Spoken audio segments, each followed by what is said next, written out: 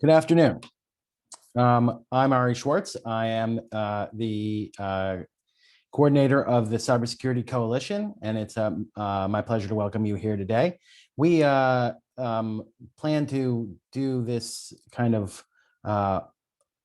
look at how to move forward on cybersecurity policy after the two major cybersecurity incidents that happened to the government over at the end of last year and in the beginning of this year, SolarWinds and Hafnium. And through those incidents, really there were a lot of other events that were going on. And we decided we wanted to do something that was strictly looking forward on this and to make sure that we had good panels for you. And I'm really excited about the speakers that we have today. We have really the chair from the House subcommittee who's going to be really leading up the work in this space. And we have a White House senior director from the National Security Council on with us, and a great panel of a mix of talents and people who have real experience at government agencies and working with the agencies to move forward.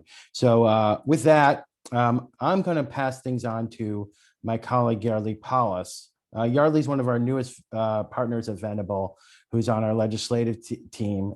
She was the chief of staff to Congressman Bobby Rush, where I got to work with her a little bit. Testified in front of one of the subcommittees that he was chairing at the time. And he was the chair of the Subcommittee on Energy, and she got to work quite a bit on cybersecurity at that time. And then before she joined Congressman Rush, she was the head of government relations at Motorola. So Yardley will introduce our first speaker. Well, thank you, Ari. Thank you for having me. Thank you for allowing me to what I would say invade your cyber event. No pun intended. Well, pun intended, I have to say. No malware or ransomware was included in this. But it's truly an honor to introduce Congresswoman Yvette Clarke, who I truly consider a dear friend and a dear colleague. First, I want to just go ahead and go straight to her bio because it's really impressive. She's been in Congress since 2007. She represents the New York's 9th Congressional District, which includes the Central and South Brooklyn and contains the largest foreign-born populations. And I think many people don't really realize that. She is a senior member of House Energy and Commerce Committee. She's a leader in the tech and media policy space. She's co-chair of Smart Cities Caucus. She's the founder and chair of the Multicultural Media Caucus. But of course, like you mentioned earlier, most importantly, she is a senior member of the Homeland Security Committee, where she is now chairwoman of the Cybersecurity Infrastructure Protection and Innovation Subcommittee.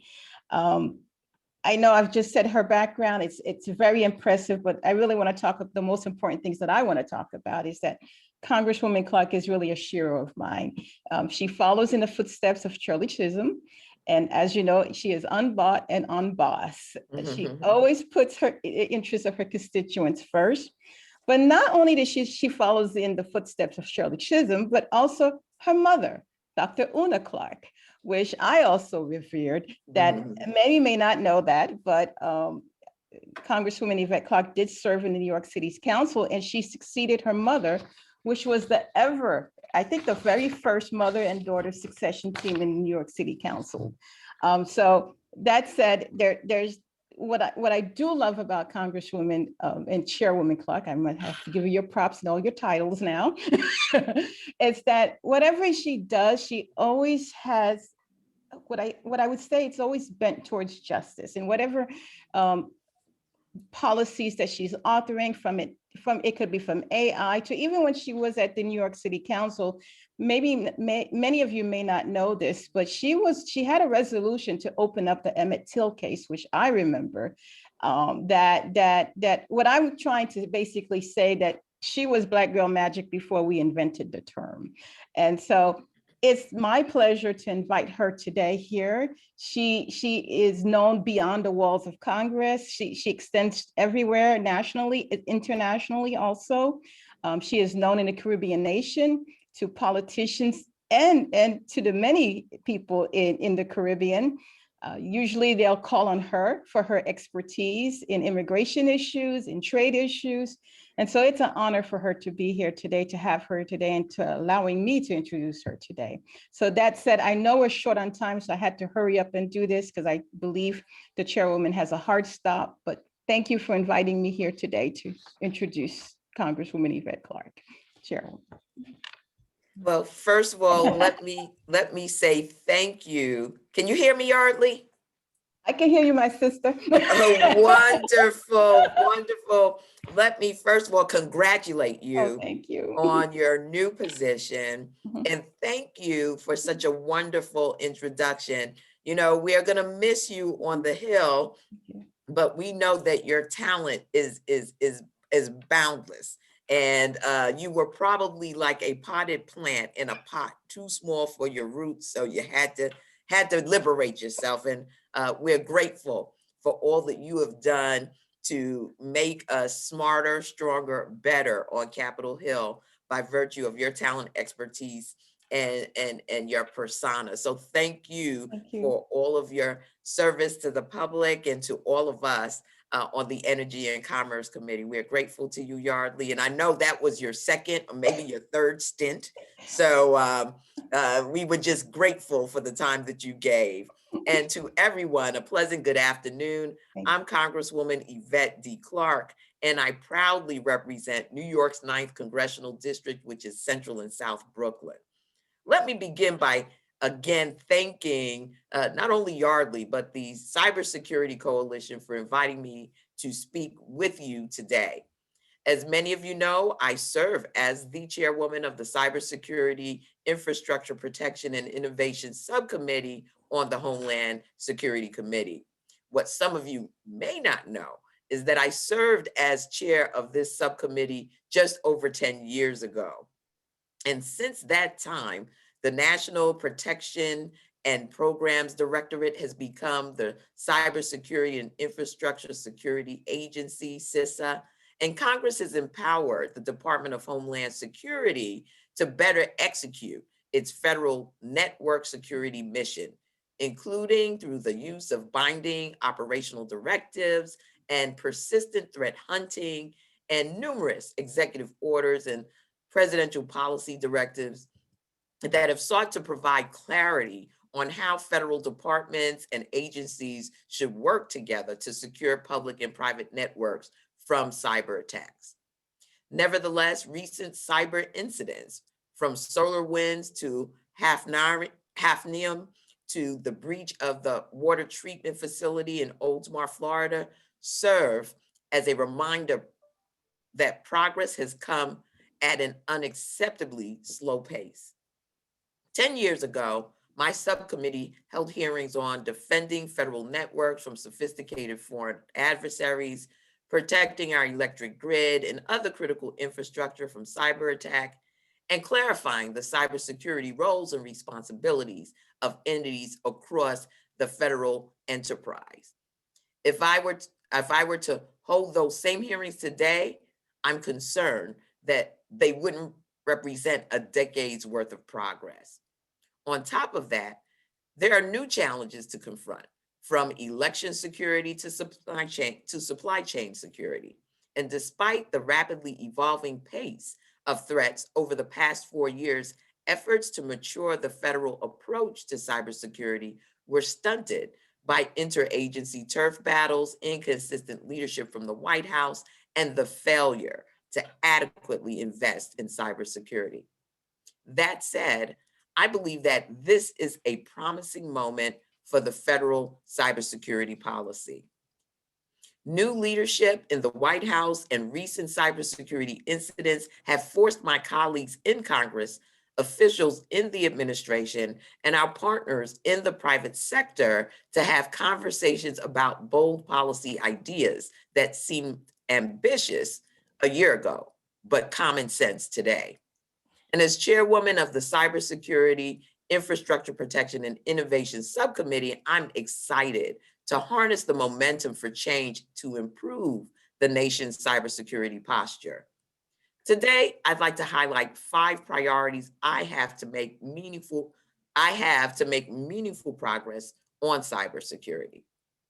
1, right-sizing CISA's budget authorities and workforce.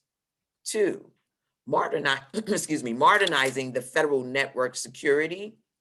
3, strengthening security partnerships between the federal government and its private sector partners, particularly those critical to government operations and the economy. 4, improving the baseline cybersecurity posture of under-resourced sectors. And 5, implementing policies to combat emerging threats that undermine our democratic institutions, especially disinformation. CISA has a workforce of about 2,200 people and a budget of a little over $2 billion.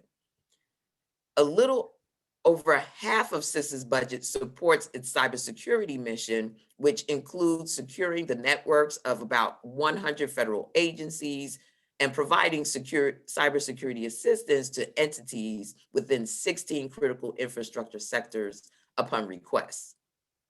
For years, the Committee on Homeland Security has worked on a bipartisan basis to increase the funding level of the DHS for DHS's cybersecurity activities. Last Congress, committee Democrats led a bipartisan letter urging appropriators to increase funding for CISA and successfully secured a $330 million increase in CISA's FY 2020 budget.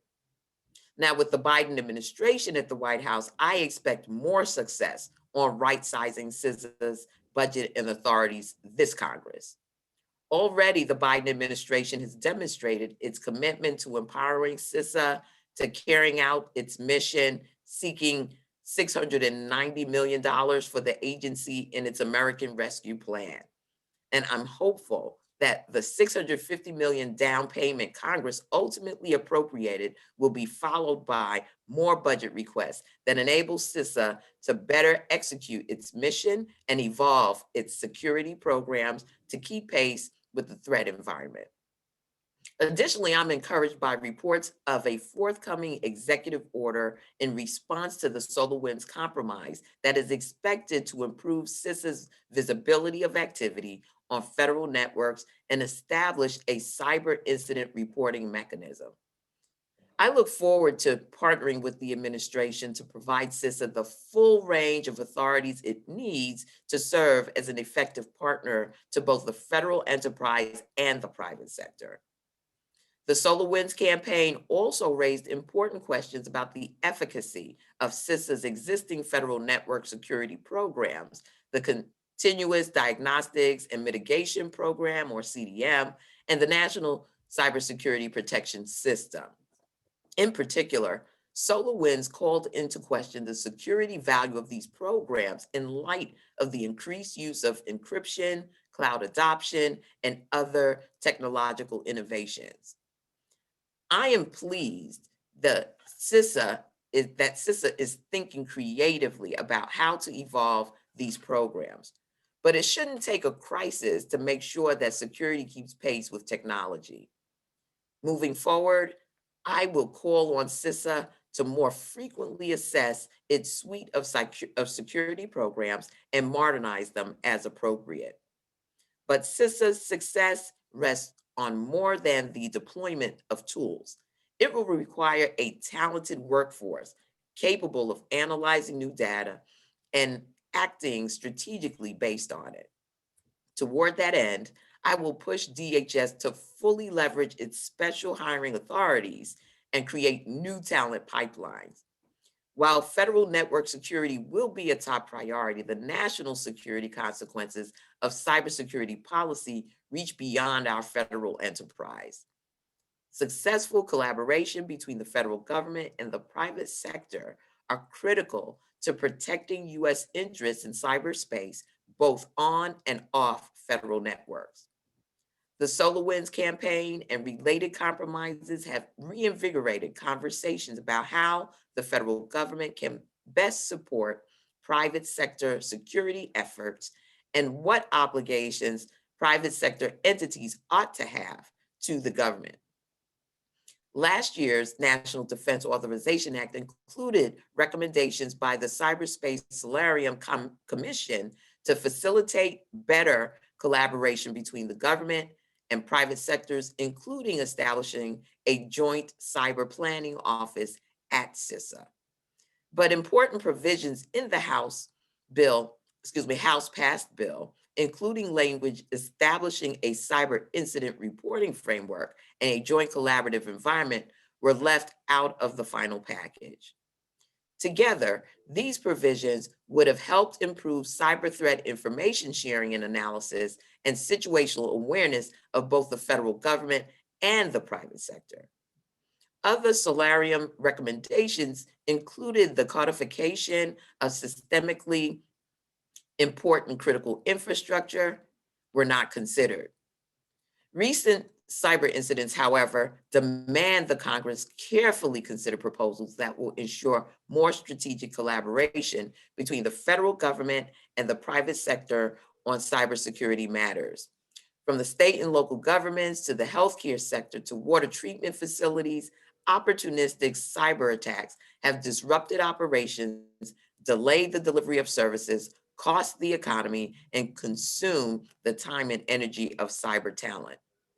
Too often, successful operations rely on exploiting vulnerabilities in outdated, unsupported software and poor cyber hygiene practices. Meanwhile, investigations are hamstrung by inefficient logging and limited forensics. Improving the baseline of our cybersecurity posture across critical infrastructure sectors is crucial to ensuring the continuity of operations of affected industries and freeing up cyber talent to defend against more sophisticated threats.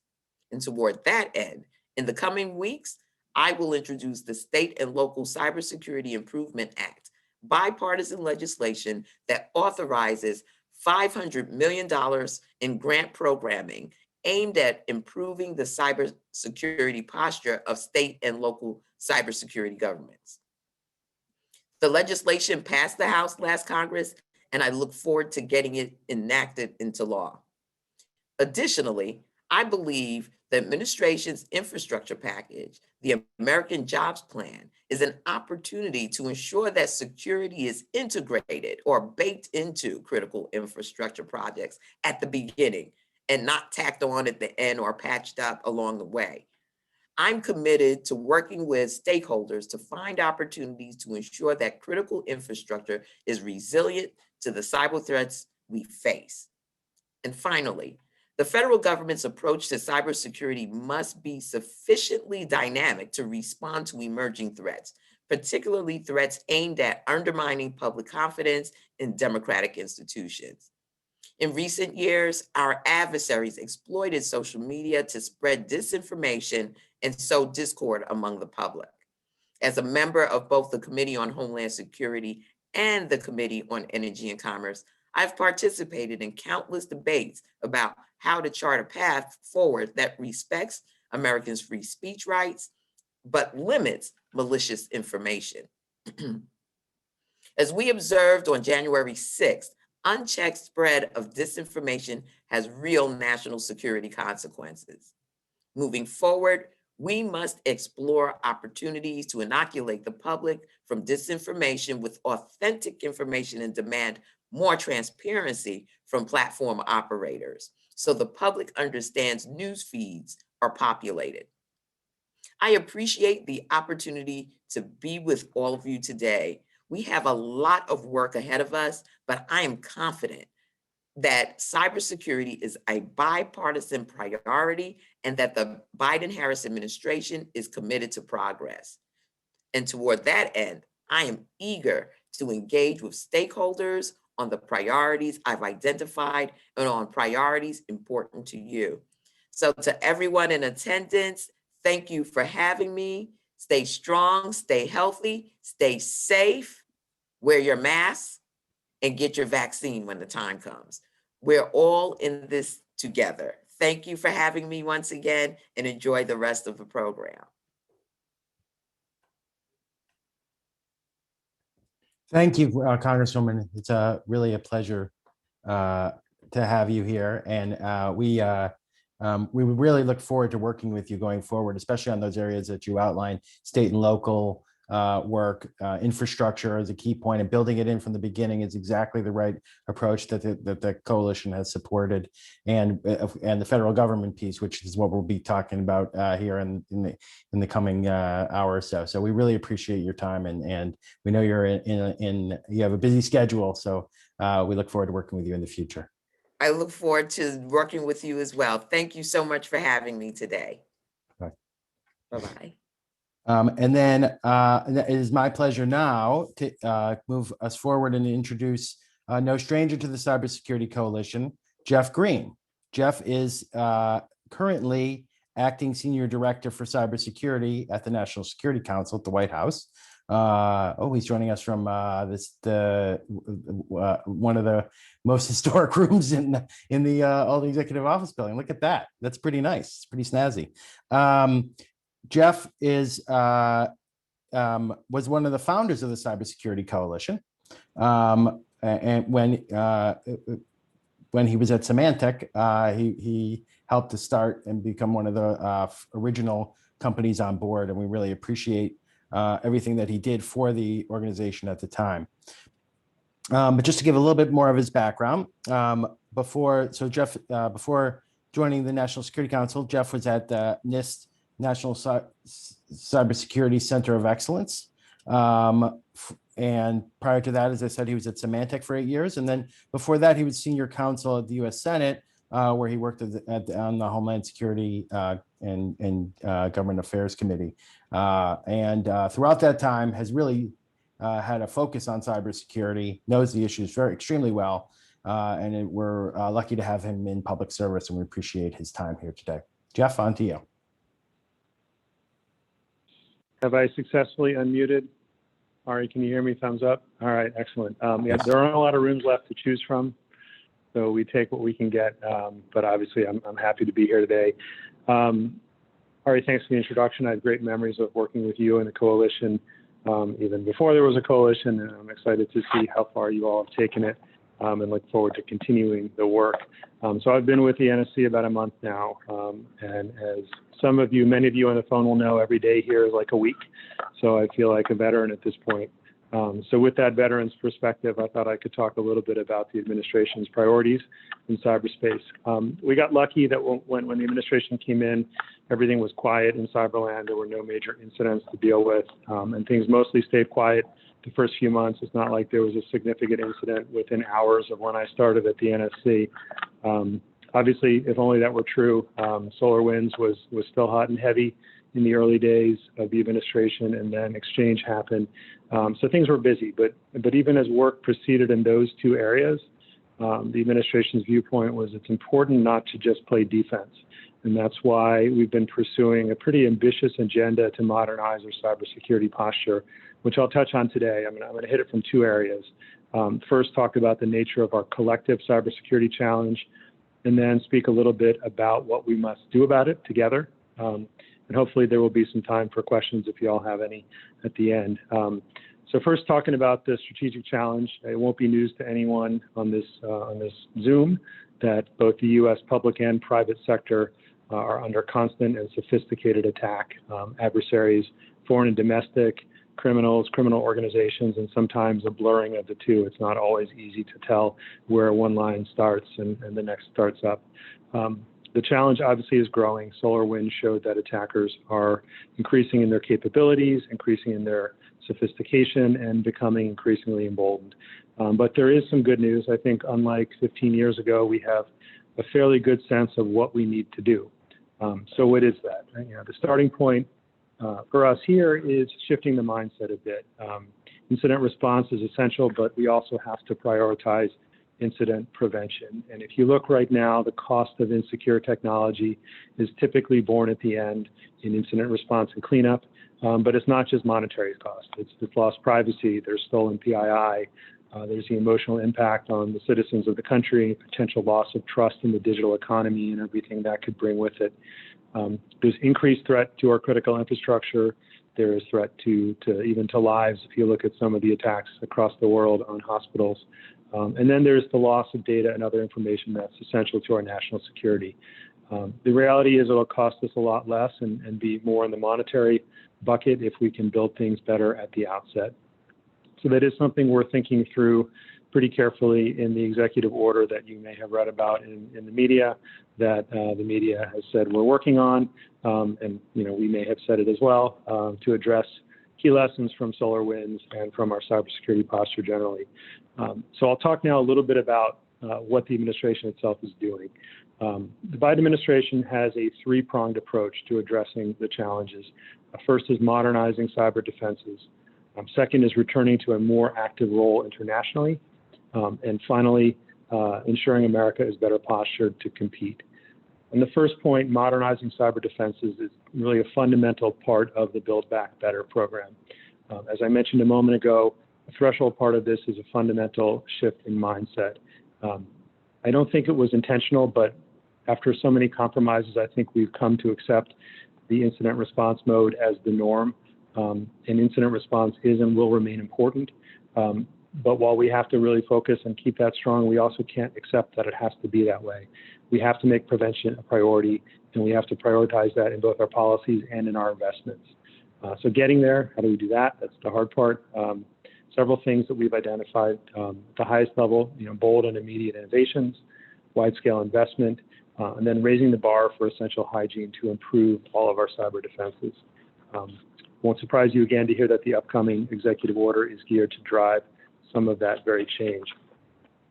I really can't share too many details at this point, but I can tell you that we are looking to move the U.S. government in the right direction on a couple areas: improving detection, information sharing, federal cybersecurity modernization. We're looking at different procurement angles we can take to try to drive that. And we also are looking at incident response improvements. We want to shift to the prevention, but we don't want to let the response feel like it can't be taken a look at also. As you may have read, we're looking at how we can rapidly and substantively improve software supply chain security. Too often, current software development can lack consistent controls in the processes to prevent tampering from a determined malicious actor. Now, many companies, and I'm sure many of you represent those companies, are doing the right thing. You follow rigorous, secure software development lifecycle processes. Simply put, you're doing the right thing, and we hope that you can continue to be an example and hopefully lead the rest of the industry the right way. But we're going to need all developers who are selling software to the government to implement more rigorous and predictable mechanisms to ensure that their products and their software behave both as intended and as designed. Because we're at the point where the federal government simply can't bear the risk of buying insecure software anymore. The second prong of the approach we're taking is a leadership role on cybersecurity internationally. The administration has moved to revitalize the United States' global leadership, strengthen global partnerships, and look to counter adversaries and competitors that will leverage technology to undermine both economic and national security. We're going to continue to collaborate with allies and like-minded partners to develop, promote, and protect critical technologies. Among the myriad technologies we're thinking about, just to run through a number, we've talked about 5G, artificial intelligence, machine learning, quantum, advanced manufacturing, semiconductors, microelectronics.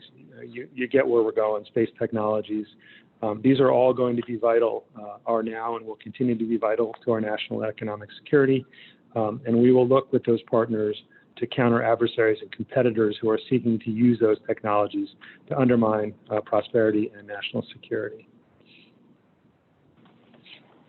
The final prong of our approach is ensuring that America is better postured to compete, and public-private collaboration is crucial to achieving our shared cyber goals. We need to strengthen collaboration, leverage information sharing mechanisms, look to where we can improve them, and build those relationships between the private sector and the government to make sure that we can all detect and stop malicious actors before they gain access or contain them once they do. If actionable, timely, and bidirectional information isn't distributed quickly, the malicious actors are going to get the time they need to burrow into systems and inflict damage. I know what's going on from my lighting here, I apologize. But it's more important than information sharing. I should note, we want to keep improving our coordination and collaboration with the private sector, as well as our international partners, and look to develop, promote, and protect technologies that touch all of our critical infrastructures. And we want to use those partnerships to counter adversaries who would seek to use technology to undermine us. Before I close, I do want to take a minute and talk about the Exchange incident and illustrate how we work to try to make sure the private sector is involved in the important work we do. As many of you know, on March 2nd, Microsoft released patches to address critical vulnerabilities in the Exchange server software. It was pretty obvious to everyone that this was going to be a significant incident. And on that first weekend in March, which as I recall was one of the first nice weekends we'd had in a while, probably many of you were outside enjoying the weather, but we convened senior interagency and private sector officials to assess the scope of the problem and see if we could help push forward the process to address it. Yeah, I should note that was literally my first weekend with the NSC. I think I had 2 full days under my belt, and it was definitely wondering what I'd gotten myself into if every weekend was going to be like that. Because the picture we got was pretty sobering. This was indeed a critical vulnerability, which I think we knew. The rate of infections was exploding. Most frightening, the type of attack had morphed.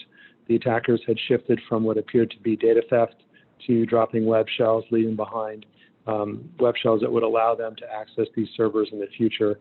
And we were really worried that we could be followed up with a pretty significant wave of ransomware. As you all know, when patches come out, criminals and others will look to reverse engineer them, figure out what the vulnerability is, and take advantage of it. So we were pretty worried about where that could go. But the connections that we made that weekend paid off. It's important to stop and note that DHS, CISA, FBI, others were already fully engaged doing their important work. They were driving forward the effort at the tactical level. We really were trying to take a look at this at the more strategic level, work the problem from that angle, and see what we could do to support and enhance the operational work. The high-level brainstorming that we had over those first couple of meetings, we found it to be so effective that the decision was made to formalize it by standing up a UCG and including the private sector, which is the first time this had been done.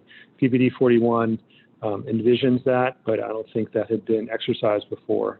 So we did do that.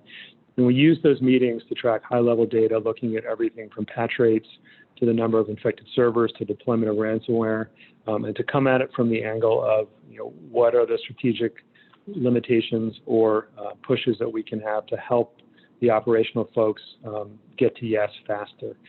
So again, to be clear, this was in parallel and in support of what CISA and their partners were doing, not meant to supplant it.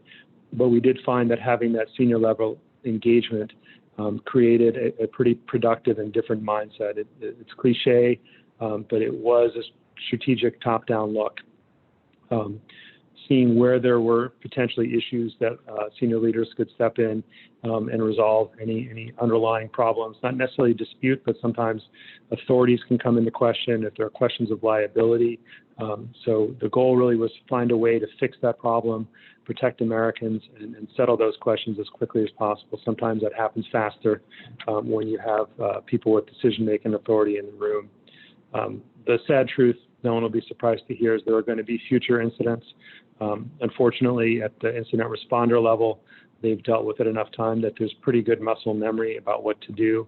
The experience this time in bringing together the senior leaders demonstrated that there will often be value in having senior officials from the government and the private sector together as well to drive forward response efforts and to help the professionals at CISA and FBI and elsewhere make sure they're getting the support they needed, getting quick answers to things that arise that could be a problem.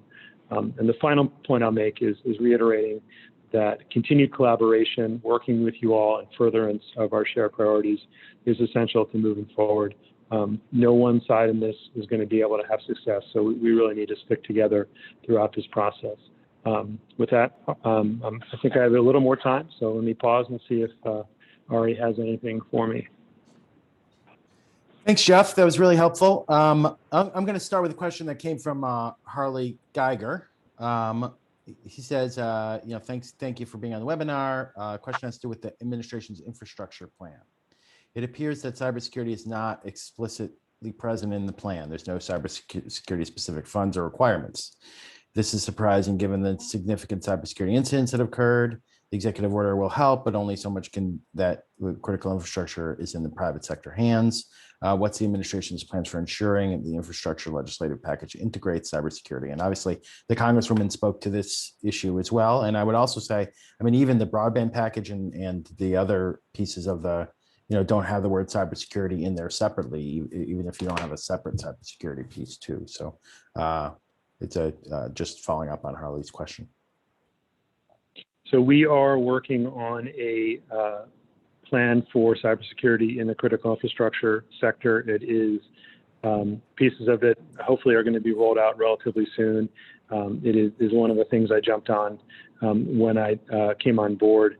So I would say that just because you're not seeing that necessarily mentioned in column A doesn't mean that we're not working on it pretty aggressively in column B. So again, it's not fully out there yet, but we are actively working that issue with a program that we hope to roll out pretty soon to try to hit the things we think can make the biggest impact the quickest. Great. Thanks for that. That's very helpful. Harley says, thanks, Jeff, and hope all is well going well. Next, from Carl Landauer. Carl says, really glad to hear you focus on improving defenses. And this goes a little bit to that other question too, but you can talk about it in several different ways. Can you say anything about how you might incentivize private sector firms to produce software and hardware with fewer vulnerabilities? Good question. Getting at some of the things we've talked about. Look, from executive orders are by their nature, we're bound by existing law, so that limits the ability to create new incentives or other programs. So what we try to do here, and I should back up and say that also to Harley's question, and thanks Harley, good to hear from you, that the executive order is not the plan for the administration. It is, I've seen it described as the down payment on the work we want to do. We've tried to identify the things that we thought could have a significant impact in the short term, and you will see it is not a short document when it comes out. So coming back to the software piece, where we thought we had the most ability to influence effectively the software development is by focusing on what the government buys. And our intent there, as I said, is to create an environment where our expectation is that if you're going to sell to the government, you are following a accepted secure software development lifecycle process. If you choose not to, that's fine. That's your prerogative. We just don't plan on buying that software in the federal government. So to try to tie that to incentives, if you think about its market incentive, it is a way we are able to put some leverage into the market to try to focus on security as a key element. Other pieces of it, I think we'll look at going forward. But again, in the short term, with the authorities we have right now and trying to, the effort to get an EO out takes a little bit of time. So we went with what we thought we had the most strength in, and we plan to continue working this issue going forward. And I know, where do you see those standards coming from that you would decide to do through the federal side of it? How do you see those being developed? I think most of them exist, or many of them exist. I don't want to name names, but there are organizations that have put out some pretty strong processes and practices. The way we envision the structure being set up is kind of a parallel process. We would lay out what we think are the key elements to it, and hopefully get that implemented through FAR or other means. Something hopefully that moves relatively quickly. There are tools available to us. We're trying to pick and choose which ones we use now and making sure we leave something in the tool bag for the future. But in parallel, look, NIST is really good at both developing, and I say that not as a NIST detailee or maybe as a NIST detailee. NIST is good at developing standards and guidelines and best practices, and is also good at bringing the private sector and academia together to bring out the best of all sides. So what we would want to have happen, and what we're looking towards, is the one structure I talked about. This is what we think is right, but then a public-private effort to identify both existing practices that might fit the bill, and to look at whether there are new and innovative techniques that could come out both for how to secure your environment, how to test your software, and how to report out artifacts or other things necessary to show that you complied with it. My personal view is if we can get robust engagement in that public-private effort, 2-3 years from now, most of the things that the big companies and big developers are going to be using will likely have come out of or been identified by that effort, not necessarily what we in the EOB sit back and look at. So we want to make sure that the private sector has the ability to help shape those systems. We really want to say this is the outcome we want. This is the security, the level of security we want at the end of the day.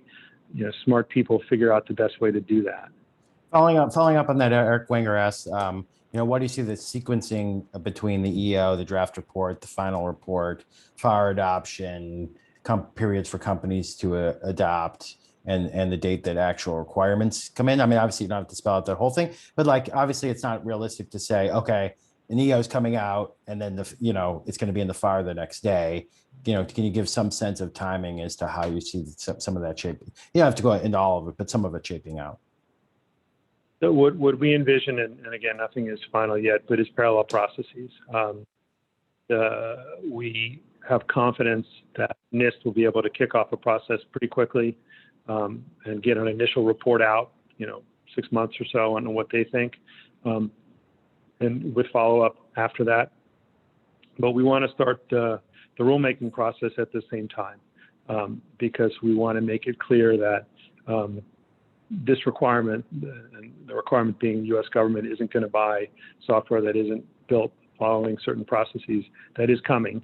And hopefully that will help drive, I don't want to say a sense of urgency, but that will put some weight behind the public-private partnership. I think you're looking at 6 months to a year, depending upon the criticality of the software, before you'll see anything binding. So there will be an opportunity to adjust to anything that's out there. But again, I've talked to a few companies, and from my time in the private sector, I think the type of things we're talking about are not revolutionary. I think most sophisticated organizations are doing them now. There may be some belt tightening or identifying how to report out, but I don't think that it's anything that's going to require a fundamental reshaping of how development occurs at a lot of places. Okay, this next question I'm going to do is Craig Spiesel asked about the cybersecurity coordinator position, and it doesn't go into a little bit into where things are now. I'm just going to leave it as an open question to you on what's the status of the cybersecurity coordinator position. How is the leadership in cybersecurity shaping up in the White House, and how do you see that filling out? Just leave it open. So I could ask it in a grilling way, but I'll leave it in a totally open way for you to answer instead. All those decisions and calculations are happily happening above my pay grade. How to do it? What I do know is that this is an important position, an important role, and it is essential that we get it right. So taking the time to figure out how best to integrate it into an already existing system across the agencies is essential. So, there are folks working on this hard to make sure that a lot of thought is put into trying to get it right the first time. This is repetitively but actually, Jeff, Craig's question is like a step back from that. So I would say, okay, how is the leadership happening in the NSC, and then you can go in the National Cyber Director point as well, because he is behind he's asking what happened to Michael Daniel and Howard Schmidt's position, and so So second point first, that's where we are in NCD. That is definitely happening and looking at it. Ann Neuberger is our Deputy National Security Advisor for Cybersecurity Emerging Technologies. So that, it's not a perfect analog, but that is the Michael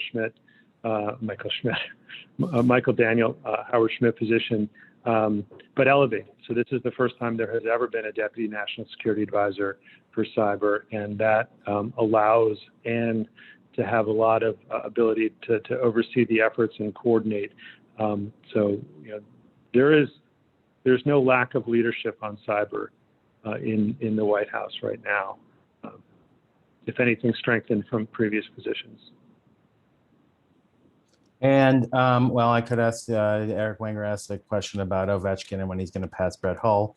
So you can answer that, but I'll end with the actual final real question, which is from Robert McClellan, who asked about hardware and what we've heard a lot about software in what you originally said and in the follow-up questions, but in terms of addressing the hardware supply chain, what are you doing there? On the supply chain part is really focused on software. And again, that was a conscious decision on let's go after a key piece now, understanding that we're not solving everything, but to throw a cliche as I wrap out, we didn't want to try to boil the ocean. We recognize that hardware security is important.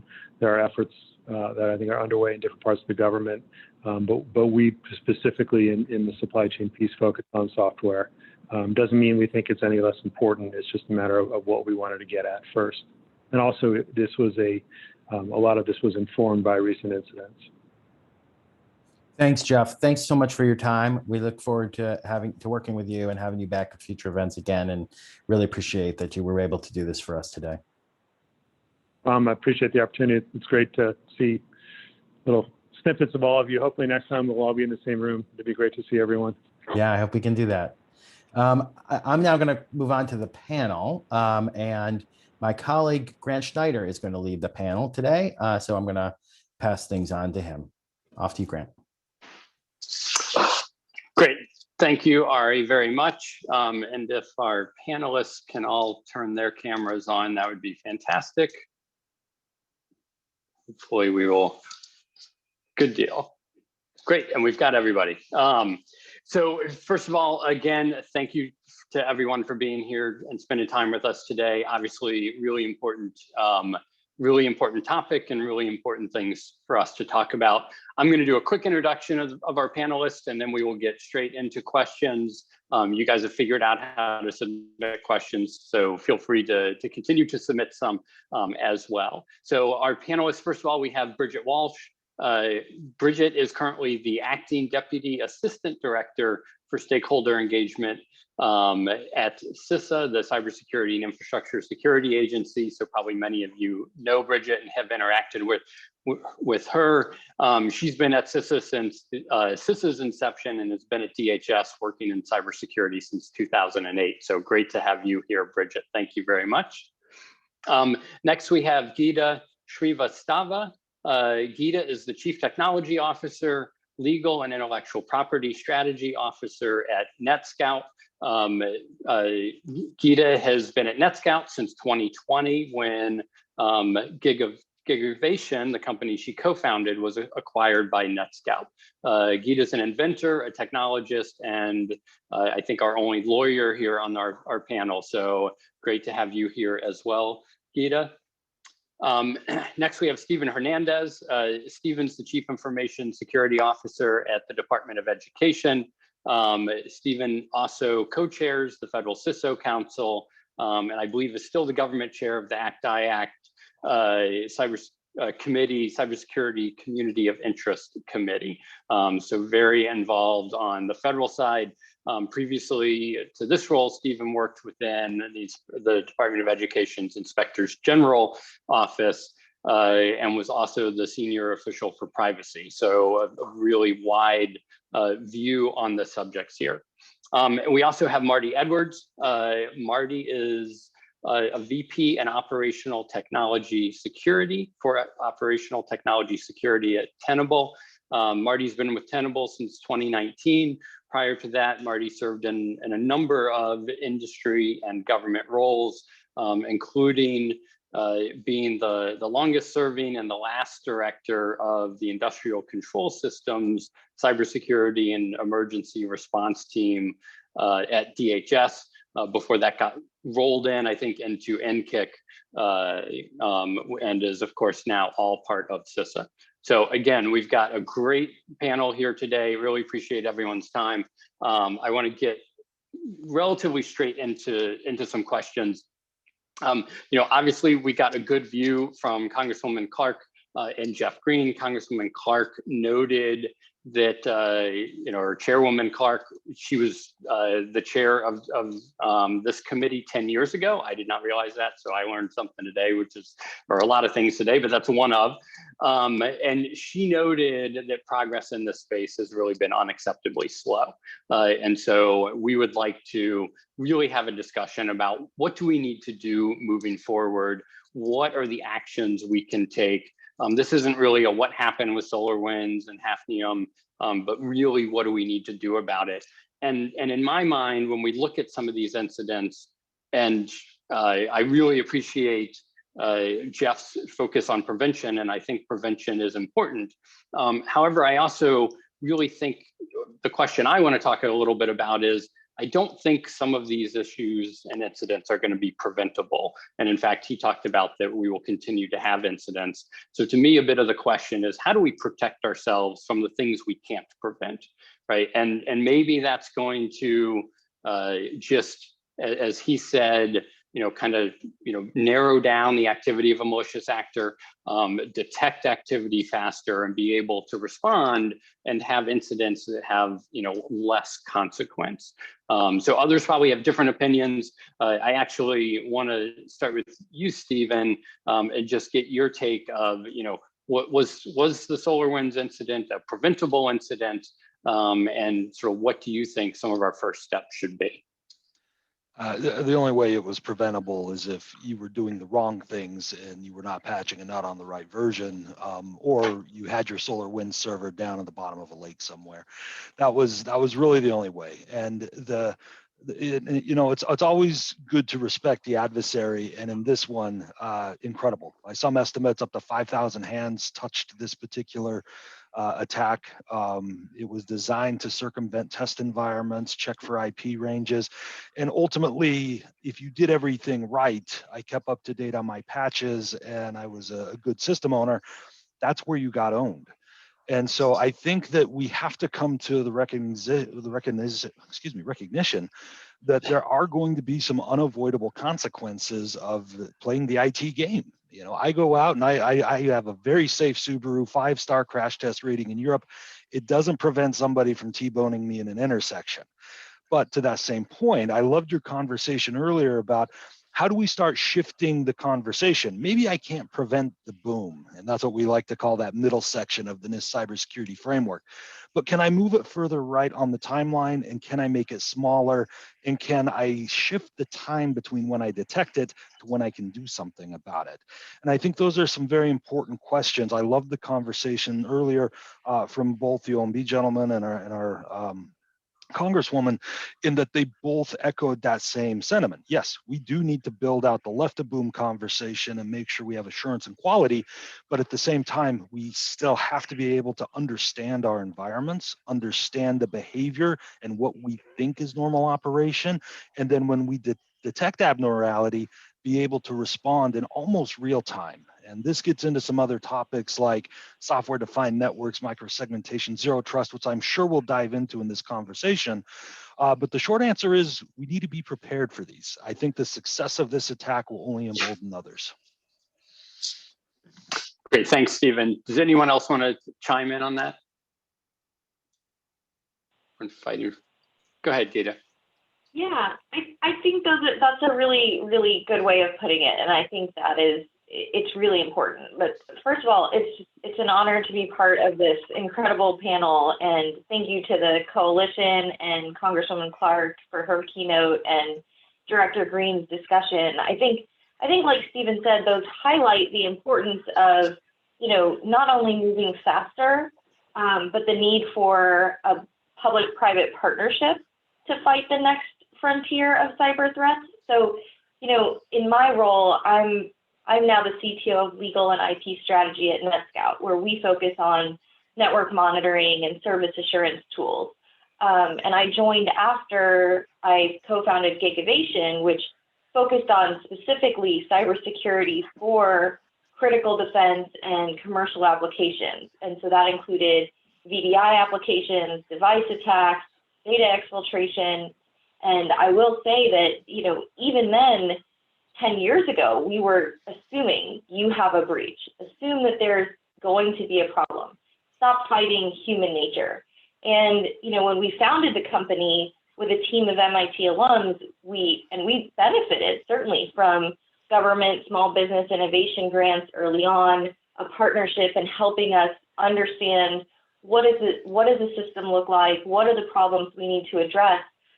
So I think I have a little bit of that perspective from both the understanding of what the customer needs are, but also coming from the private sector. I think this premise that we will be attacked is really important. And I think the way to think about that, so when we say, was it preventable? Hindsight is always 20/20, but I think we can't afford to be completely reactive either. As Director Greene said, we can't just be on the defense.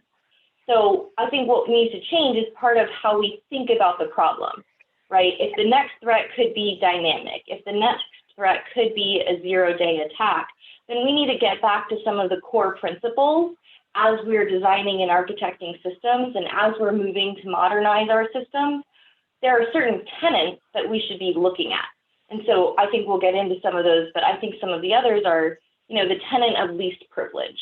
I think in this attack in particular, elevated privilege access was exploited, not only in a way to get access into the system in the first place, but then to use that as an anchor point to then move laterally across the network and set up command and control for the attackers.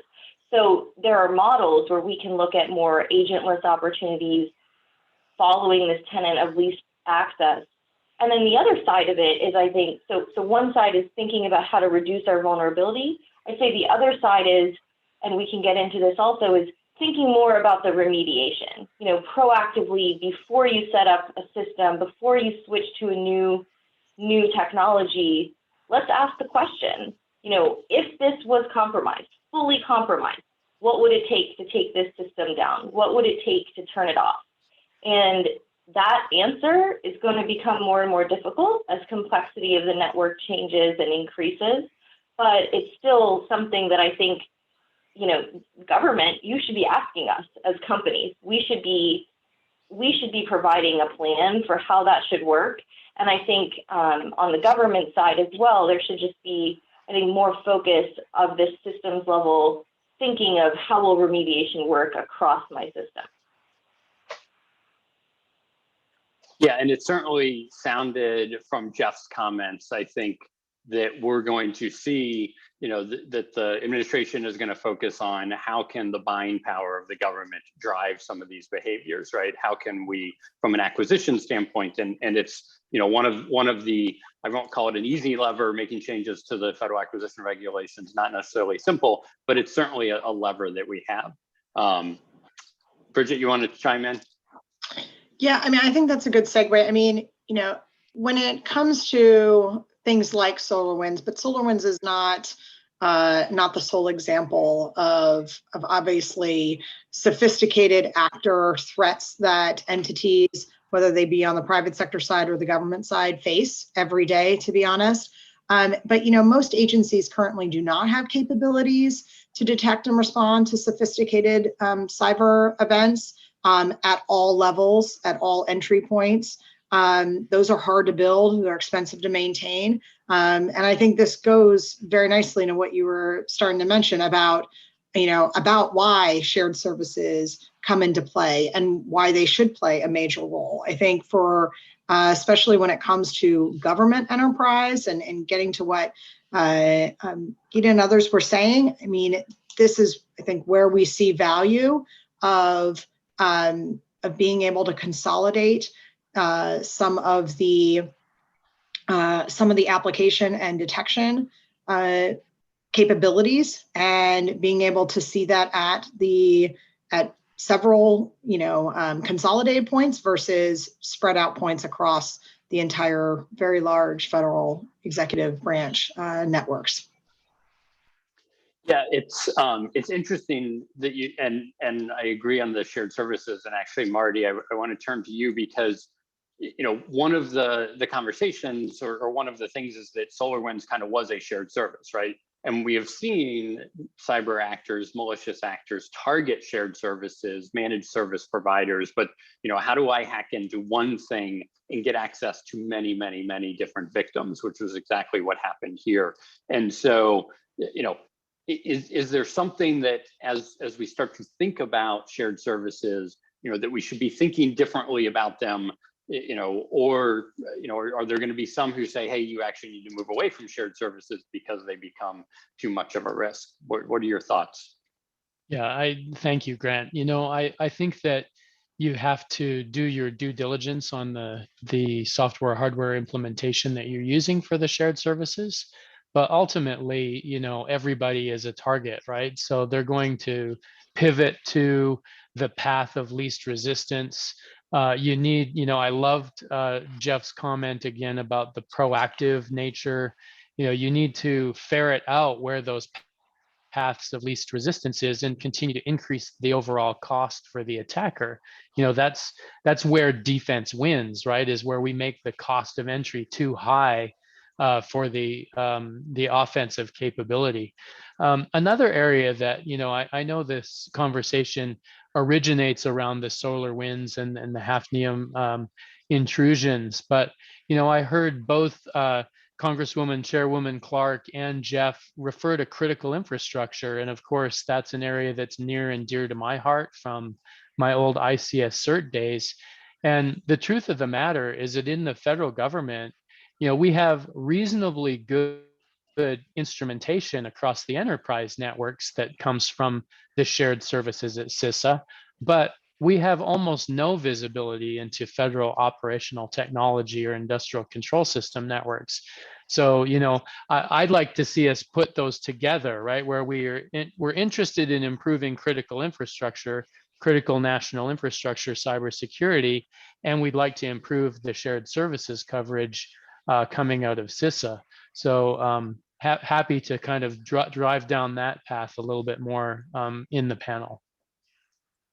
And Gita, I'd like to turn to you on that, because that gets to a conversation we had the other day, which is, and there's always been this adage of A, you can't protect everything, and B, you can't protect what you can't see. And I think that visibility on that Marty talked about on IoT, or lack of, quite frankly, it still exists on IT systems as well. And so what are recommendations that we can make to network defenders on, A, how do they prioritize what is most critical for protection? And then how do they gain more insight and awareness of what's happening? Yes, definitely. Well, I think this idea of, you can't protect what you can't see is really critical. And that was, that's been true for a long time. It's been, how a lot of packet-based architecture started. Even at Gigavation, we started with, hey, how are these breaches happening in the first place? And it's often because of a move towards something new, some new types of protocols, new wrapping around some type of communication. And security, unfortunately, is often an afterthought as those new protocols are being implemented. They enable something cooler, faster, better communication. And then right as the time to implement comes around, we start thinking about security.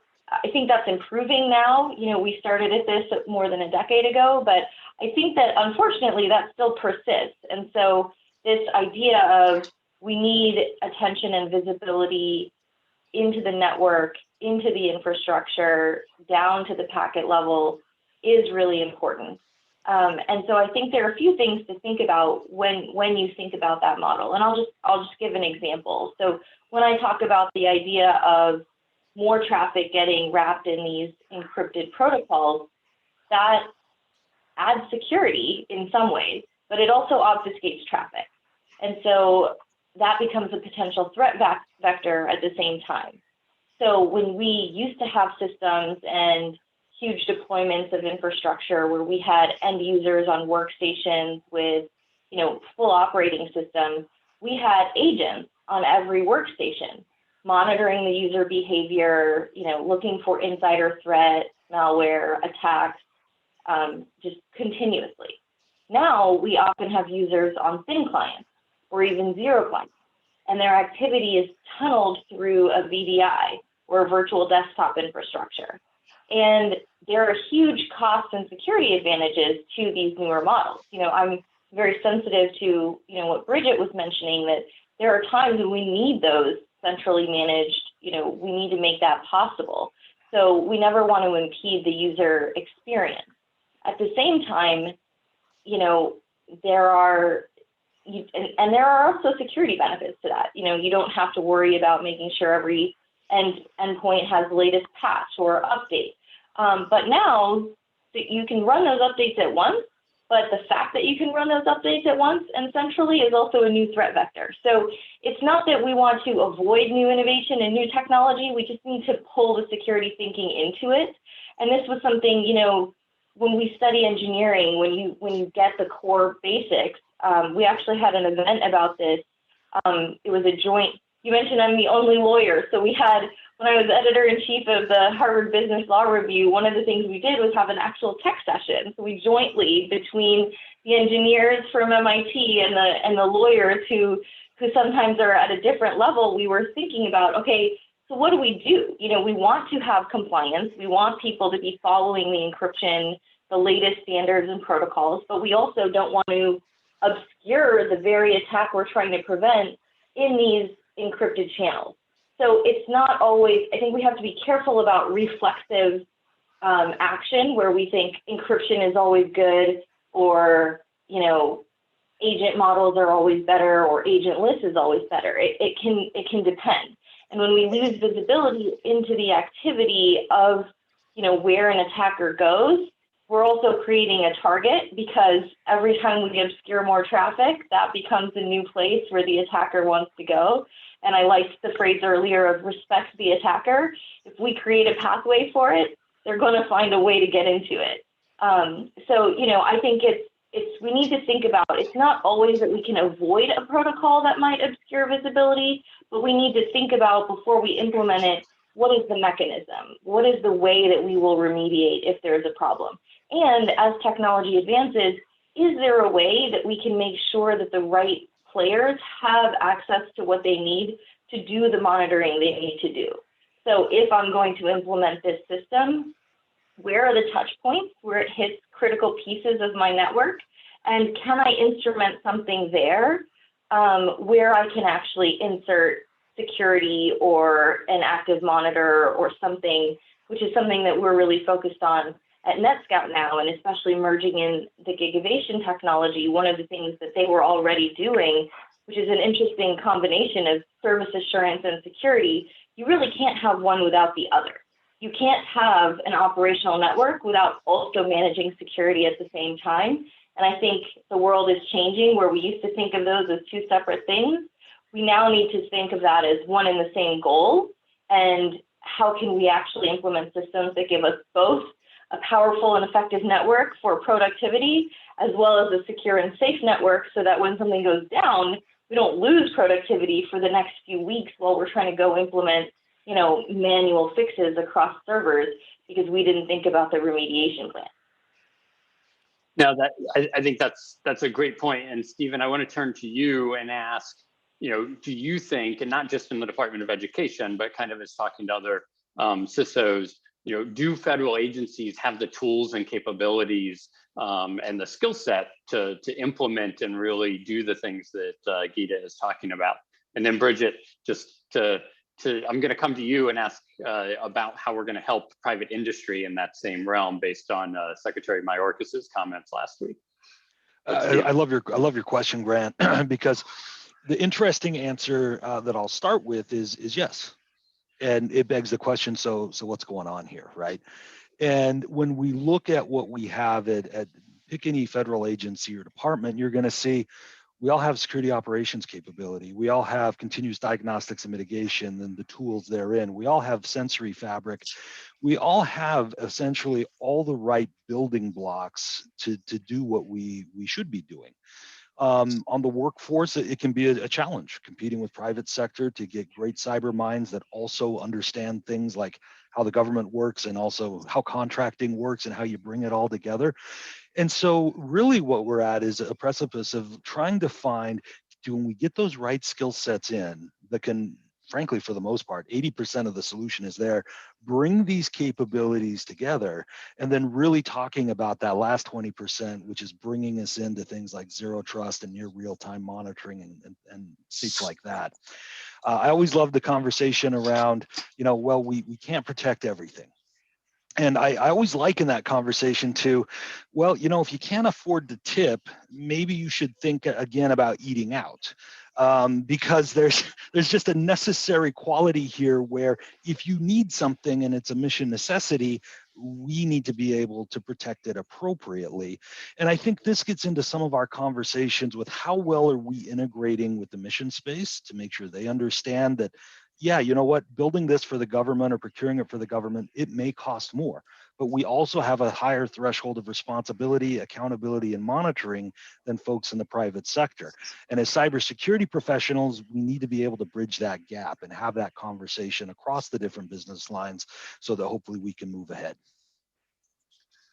No, that is absolutely the case, and I like your analogy, because we have to provide some amount of protection to everything. Bridget, along those lines, last week, Secretary Mayorkas mentioned that CISA would be providing cybersecurity services to businesses of all sizes. Historically, CISA has been very focused on federal government and critical infrastructure. This sounds like an expansion of that. So kind of two questions. Do you guys have the resources, or is this in some way going to be a dilution of CISA's resources in those other spaces? No, that's a good question. I mean, so as you mentioned, our secretary recently announced a series of 60-day sprints. If you were not able to catch his speech, that was hosted by RSA and the CEO of the Girl Scouts, then you can catch it on CISA.gov/live. It's there. It was last week, but he announced a series of sprints, each focusing on the most important and most urgent priorities that we're seeing needed to achieve our goals. And Steve will personally like one of them, as I'll get to in a second. Each sprint has a dedicated action plan to drive action within the department and energize our engagement with our partners in the private and public sectors, both domestically and internationally. Getting to your resource question, the idea is not that it is to divert resources or dilute them right now. It really is to help focus and give us a little bit of energy, especially with the secretary backing that and promoting it where he can. But working together on, the first one is focused on ransomware.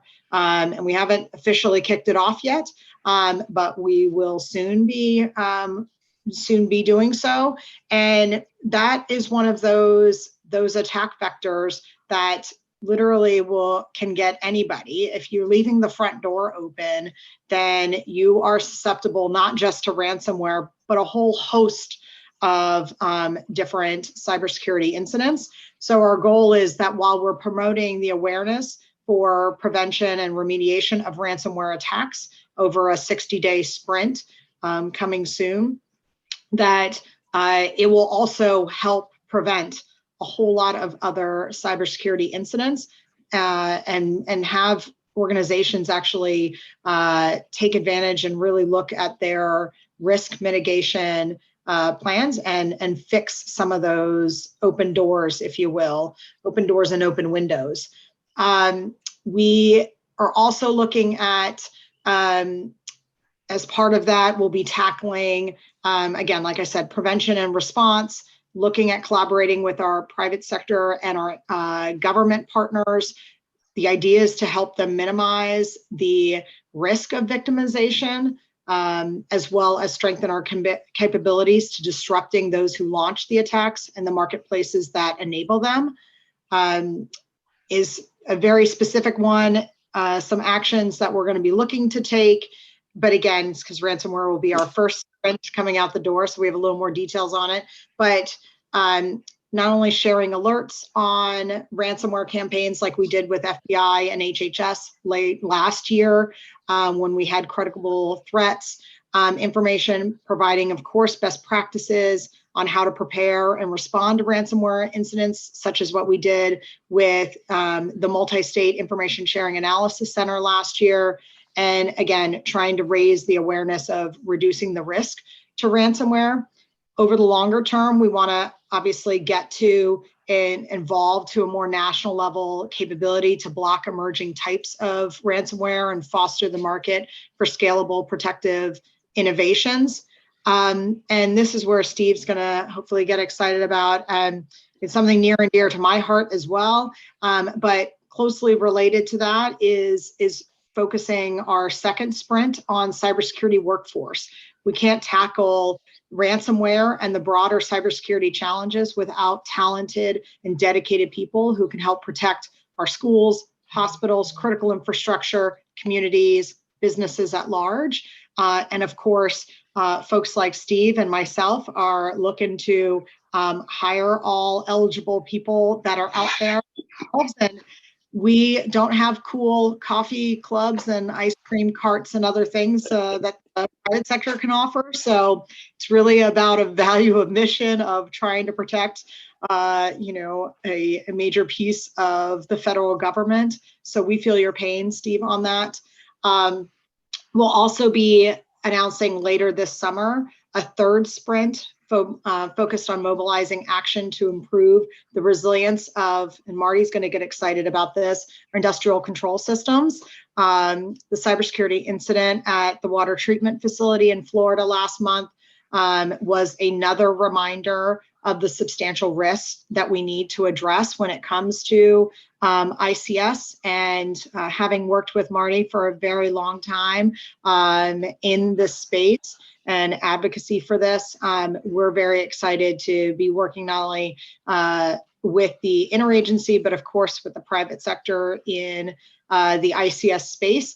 And again, give hopefully a little nationwide attention within that sprint. So between ransomware, trying to improve the cyber workforce challenge, and again, create some national buzz and attention to that.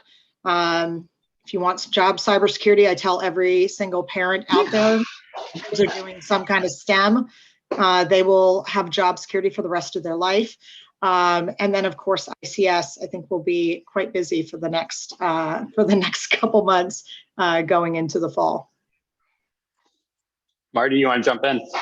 Yeah, I do. And I'm really happy to hear about the focus on industrial control systems. And the listeners may not know that I am actually the private sector co-chair of the Control Systems Working Group with CISA. So that's an initiative we have been working on jointly for a while.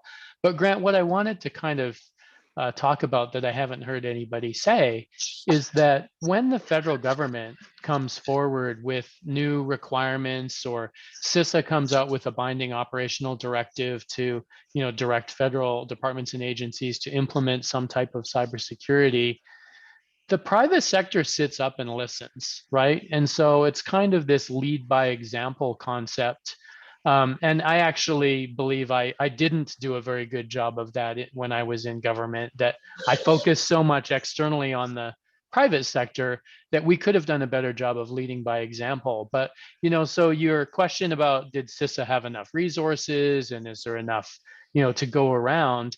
I think especially small and medium-sized business can really benefit from, something like a NIST standard or a NIST special publication on different topics, that even though the government is bound to follow those, it surprised me how many private sector entities also really closely align their cybersecurity governance and practices around those documents. So there is a definite spin-off effect there, and it applies equally, I think, in enterprise IT and also in the sort of critical infrastructure ICS OT space. No, that's a really good point, Marty. And that's something, quite frankly, now that I'm not in government, that when I talk with clients, I often bring in, a lot of those documents and a lot of those best practices. Bridget, we got a question from the audience, which is actually similar to a follow-up I wanted to ask you on the sprints. And what are those going to look like, and who's going to be engaged, right? Are these going to be sprints that are kind of a a document that comes out from CISA, or is there an opportunity for industry engagement, and I think additionally, federal agency engagement during the sprints, or maybe even requirements for federal agencies during the sprints? So I think the answer in short is yes. Yes to all.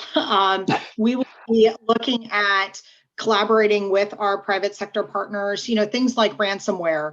A very obvious nexus, would be that we should be having conversations with and dusting off conversations with cyber insurance companies and managed service providers and ISPs and others. It's not one of these problems are, first of all, they will not be solved within the sprint. We are not delusioned. And in that regard, it really is to give some focus and energy behind it, and then try and set up kind of a game plan of what are some actions that we can collectively work on together following the sprint. Because again, we're not going to be able to boil the ocean within a 60-day sprint. And again, we're not going to be able to solve any of these challenges on our own. And so there's, I think, lots of opportunity to be defined. I'll be quite honest, having the Secretary just basically announce them at subject lines, not fully detailed out. Again, we're working on the, kind of the framing documents, et cetera, for them, but we'll also be reaching out to our sector coordinating council partners on the national stage, if you will, for critical infrastructure and other entities in that regard. So TBD in terms of what exactly it's going to look like, but I can definitely promise that there will be engagement. And of course, anybody who who is interested in any of those, feel free to even, whether it's reach out to me or reach out to you and Bree and others at the coalition, and Ari, of course, and they can get in touch with me as well. So we'll make sure to try and plug folks in. Well, and I think, Bridget, we'd love to have you maybe come to one of our coalition weekly meetings when you have more details on kind of what the ask is. I mean, a lot of the folks watching are going to be plugged into various channels that you have, but that's certainly something we would love to engage with. Would love to do that. I think that's great. I had a question on, we talked about the water treatment facility, and Marty, Eric Winger asked the question, like, what should we make of this? I mean, scary headlines, bad things, maybe could have happened, but when you pull a couple layers deep, perhaps not very good security and a pretty low technical, approach to getting in. So, how reactive, I guess, should we be to this? Yeah, there's definitely a few points to make around this particular story and others that are similar. There was a similar sort of story that came out with an indictment of some individual for a similar intrusion in Kansas, I think. I think it speaks to the lack of the proactive visibility that these organizations have.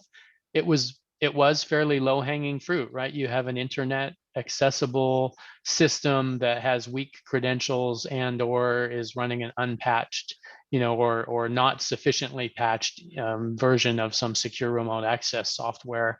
And really, if you think about it, for a critical infrastructure, such as something that's providing water to some type of municipality or locality, that's unacceptable, right? You should have some base level of visibility into those environments so that you can close those, eliminate the low-hanging fruit, right?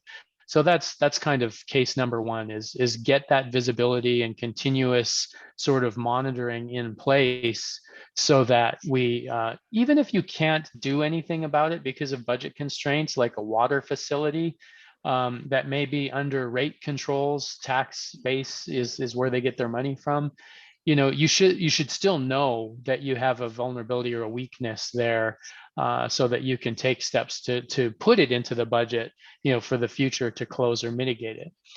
The next piece is having the capability to reduce the consequences when breaches happen. And then Stephen talked about the fact that we're not going to be able to prevent all of these breaches, right? Our goal is to prevent as many as possible and to get the visibility and continuous monitoring into these systems, no matter if it's, if it's an Active Directory or it's a web-based application or if it's a container. I mean, you need to have visibility into all of it.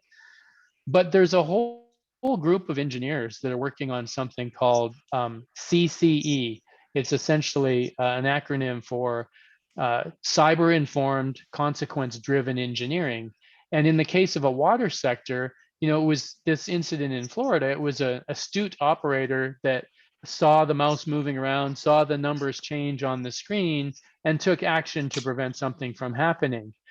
We can actually engineer physical controls into the environment that don't rely on cyber systems, right? And so we need to put those kinds of safety mechanisms in place on our most critical of systems and environments. And so I would encourage the viewers, if they're interested, there was a book recently published on this whole topic, and it talks about, let's not put all our eggs in one basket, right? Let's put in some additional safeguards where it's necessary. Yeah, and I think, and Bridget mentioned earlier, there are open windows and open doors. And just because this attack was, not very sophisticated, it was still able to get in. And had it been, someone else on shift or on a break, it might have been a different result. Gita? Yeah, absolutely. And I like the phrase that you used earlier, Marty, of making the cost of entry higher for the attacker, because I think that's really important, and especially important where you're at the intersection of this cyber and physical world. That's where the interactions can get, really scary really quickly. And you suddenly start hearing people transition their use of language from security to safety. And now that's when things are real, I guess I would say. So, we saw early indications of this, more than a decade ago with Stuxnet, when, we can debate the origins of that, but that was really a new frontier in types of attack, right? Where you've got a USB drive that is launching a cyber attack that's causing actual physical damage to nuclear plants. And it's not too many leaps from there to then understanding how you can see that in the case of driverless cars. We've already seen some of those attacks demonstrated, ICS systems, of course. But when security starts becoming a safety issue, I think we have to also think more broadly about what cybersecurity means, and that it's not just something narrowly affecting IT and IT systems. It really does affect the physical world and physical safety, whether that's SCADA and ICS systems or cars or hospitals. There are a variety of networks, and those networks aren't always IP networks, the other type of IP. Yeah, no, you're exactly right, Gita, and thank you for pointing out that correlation with safety. I mean, when we were designing essentially the ICS cert at DHS, we looked across the aisle, I guess, at the National Transportation Safety Board as a model, because we wanted to be able to respond to these incidents, really figure out what the root cause of them, and provide best practice guidance back to all of the government and industry on how do we prevent this from happening before. I also have to giggle at your mention of Stuxnet, because I'm part of a club that has to take a drink every time that's mentioned, and I only have water on my desk, so that's unfortunate. Whatever I can do to help you lose your bet, I guess. So I want to, we got a question, Bridget, for you, and I know you're familiar with the ransomware task force, and the question from Kent Landfield is just, are the ransomware task force efforts going to be, coordinated or rolled in some way or aligned with the sprint that you talked about? So I am very excitedly awaiting the ransomware task force report to come out. I can, and I am in very close conversations and communications with the Institute of Security and Technology and the co-chairs of the ransomware task force. I'm fully supportive of that effort. I think it's a great example of private industry coming together and putting smart minds, against a problem to see what could be potentially done, and thinking outside the box and not looking at, the same square into a round peg, and see what we can do. So I'm, again, anxiously awaiting that report to come out. I believe it's coming out this month, but I don't want to get in front of the task force and their release. But we will be looking at that and looking at, are there things that we can, pull from that we could help either put energy behind, or maybe we can even do ourselves or do with our government partners or private sector partners, et cetera. I mean, CISA can't do everything, obviously. So for all kinds of reasons, authorities, money, or all things like that. But I'll go back to Congressman Clarke's wonderful comments that she made about CISA and her support for CISA. So if there are good things in the report, then we'll be talking to her and our other bipartisan supporters on the Hill to help us out and see what we can accomplish. But very excited about that report. I'm waiting to see what kind of great ideas and again, thinking outside the box, because that's what we need to do, I think, on all of these problems. They're not new. It's not like ransomware just popped up yesterday, or Workforce, or ICS. And so it's really trying to take another look at some of these issues and seeing if we can get some excitement and focus on them, and see if we can get a game plan so we can work collaboratively in the near future together. Great, thank you. Super helpful. I want to pivot a little bit, and I think Stephen mentioned and Gita also mentioned zero trust. Certainly one of today's cyber buzzwords, if you will. We also got a question, and maybe we'll start with a question from Robert in the audience. If moving to a zero trust architecture, how does the panel see us accomplishing full attestation of IoT and mobile devices from cradle to grave? Anyone want to start with that? Okay, Stephen, thanks for volunteering. Yeah, that's a thorny one, so I'll jump on that grenade first, and we'll see where it goes. That's a real big challenge for us, especially with IoT, where we're talking about, in many cases, very limited processing power, very little memory, et cetera, and very little, frankly, identification of what they are. There's been some folks in industry that have done a great job fingerprinting, and just by virtue of how the device operates, they've been able to get some pretty good ideas around telemetry and metadata about what things are. But I think especially when we start talking about mobile devices and any device, any data, anywhere, which is kind of the promise of zero trust, we really have to start thinking about, can the device manufacturers operate in a way to give us the assurance we need to operate in that environment? Some mobile device manufacturers have gone gung-ho on this. They'll give you certs, they'll give you pre-boot VPN, lots of capability. Others have said, our device is basically a consumer device, and that's how we expect it to be used. And there's a range in between. So, we've mentioned it before. I think the onus on the government side anyway is going to be very clear, and in some cases, putting our feet down and saying, nope, we're not going further with this unless you work with us to get to a place where the right level of assurance or attestation's in place. I think that's the future for us.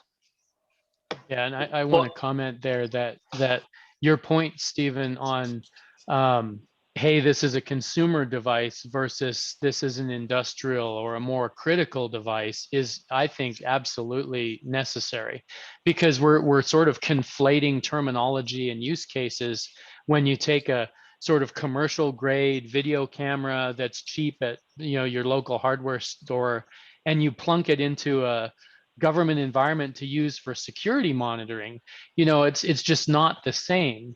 And so we throw these terms around, but I think that when you're trying to implement a zero trust type of environment, you still have to fall back on those basic cybersecurity fundamentals, right? So, you can't protect what you can't see, the visibility problem, risk-based vulnerability management, all of that has to be kind of there. Your cyber hygiene and fundamentals have to be there before you try to go to the next step.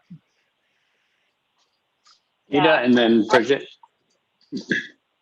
Yeah, I think those are really important. And going back to fundamentals, I think another piece of the puzzle with respect to zero trust is I think there has been an increasing importance, and we need to, when we think about where we need to be focusing for the future, I think one of those is these recent attacks, a number of them have targeted trusted identity federation. And I think zero trust and identity, zero trust and authentication need to start coming together. I mean, the concept of zero trust itself is not revolutionary. It's currently the buzzword, but the idea of, not trusting something, we've had, permissive lists, deny lists, things like that as a concept for a long time. Zero trust, if not implemented properly, can just be sort of left to the same thing. Or you can think of it as a more advanced way of an end-to-end system. And so I think one way I would say is thinking about it, holistically and thinking of it from the identity system perspective. There are some areas for improvement. And so one example would be in authentication, right? So, we were just talking about a consumer device or this device. I think the real problem is that we are stuck with a device as a proxy for what really in a zero trust model is the user, right? We're really trying to have policy follow the user wherever that user goes. And, so for example, when a user's on their approved registered device, we've got all sorts of security to do encryption and zero trust on that. But then when you're in large environments, it's a pretty common occurrence that the user is not on that registered device. Their device broke, they got a new one, they upgraded it, and it's not recognized anymore. So now that secure device binding, that backbone that we needed, is lost, and authentication is now reduced to basically a password. And, passwordless is another important piece. But, really secure identity systems have to figure out a way to follow the user to provide that authentication that's then the backbone of the zero trust model. And I think today we are falling short of being able to do that. The other example would be when you think of federal agencies that are using PIV cards instead of passwords. It's a move towards passwordless, but it didn't necessarily solve that authentication problem, right, of policy following the user. So when we think about the next generation of zero trust and authentication, MFA, multi-factor authentication, is certainly important. And I think PIV cards and other types of tokenized models are important. But while well-intentioned, let's also think about what we're asking humans to do and the limits of what a human can do, right? Sometimes you end up with systems where you've got someone just inserted the card and broke it into the reader so that they could just continue doing their job as efficiently and effectively as possible. Well, now the security rubric is broken down and it's even less secure because we think we have attested that this is the user. So just examples like that, I think we need to think a little more broadly when we say things like zero trust, and think about how does that zero trust model extend into the other pieces, whether that's identity, authentication, IoT models. What does really the intention of zero trust mean when you're moving to those future models? Yeah, I definitely agree. I think we also need to double down on our understanding of user activity on the networks, especially our privileged user accounts, and having cybersecurity operators get better visibility of the enterprise's identity platform and the activities associated with it to be able to actually even identify anomalies in the identity platform activities. And then I think also when we're talking all about all of these different pieces coming together, I'd be remiss if we didn't acknowledge that April is actually supply chain awareness month, and I think.